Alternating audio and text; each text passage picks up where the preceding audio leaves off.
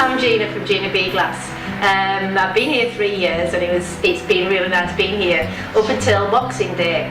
And one of the neighbours up the road gave me a call about 8:30 in the morning to say that the water was running up New Road and it was approaching my doorstep. Anyway, about half an hour later I got another phone call and she said, Gina, you've gone under. And I'm thinking, crikey, how deep is it? She said, it's come up to the letterbox. But there was no way that we could get here, so we just literally went onto Facebook and started watching it all on Facebook.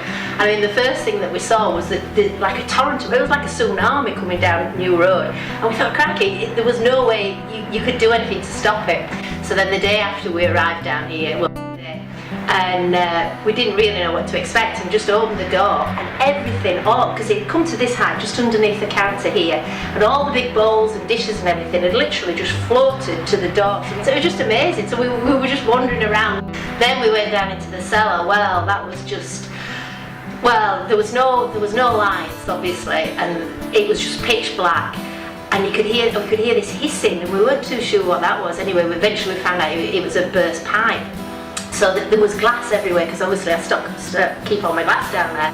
And the whole frame, the whole lot, the window, the frame had flown from the back of the cellar right to the front of the cellar. And with that, I'd taken all my stock, everything was then piled up at this wall. So that was like chaos, but because we could hear this hissing, we weren't too sure if it was water or gas or what it was. So I went back outside and found the policeman and said, can you come and help? So this policeman came down with us, and he's there pulling doors and rubbish. I mean, there were big chunks of slithers of glass everywhere. I mean, it was really frightening, really sort of scary. Anyway, we found that it was a leaking pipe, so we managed to get a plumber who was really good, and he came in and sorted that out, and then we got electricians in. They made us safe. So I think it was probably about 3 or 4 days before we got power on. So then we set to clearing up and everything, and the amount of people that came, I mean, every day people were coming, they were coming with cups of tea, sandwiches, you know, everybody was brilliant. Two in particular, was Mandy and Mark, her husband, and their son came to help. And well, yeah, everybody was great. In fact, there were too many people wanting to help, you know. So we got over that.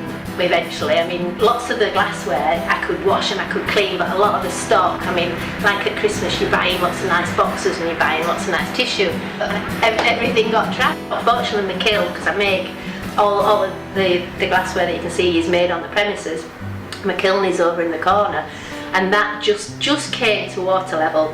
My computer and everything was under the counter, that got trashed. All the floor was made out of OSB board. We'd laid that on the top, so that had got saturated and impregnated with all the gunk and everything, and all the boards the walls were MDF boards, so we've had to rip all that out.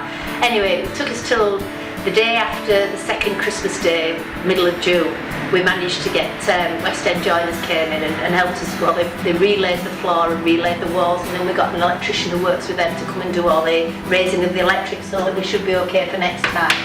And we've moved the electric supply higher up as well, so we're resilient for the next one, but hopefully it won't be this high. I think when you think about the volume of water that was in here, so you've got 12 foot of water downstairs plus another 3-4 foot of water up here. It's just unbelievable. But anyway, we survived, so we're here, and now we were insured, but we were uninsured for fire and theft. They wouldn't insure us for flood, and I think that was because previously, I think it was 3 or 4 years ago, it flooded before. So the only way that we can carry on next time, if there's any funding, is through the Watermark. And like lots of other shops as well are doing the Watermark appeal, that the percentage of what you sell goes to the Watermark fund.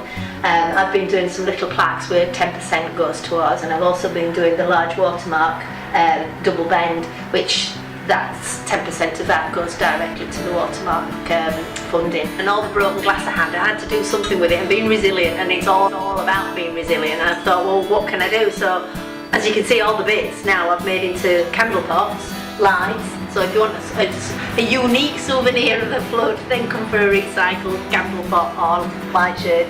And also doing the Hebden Bridge town scene as well.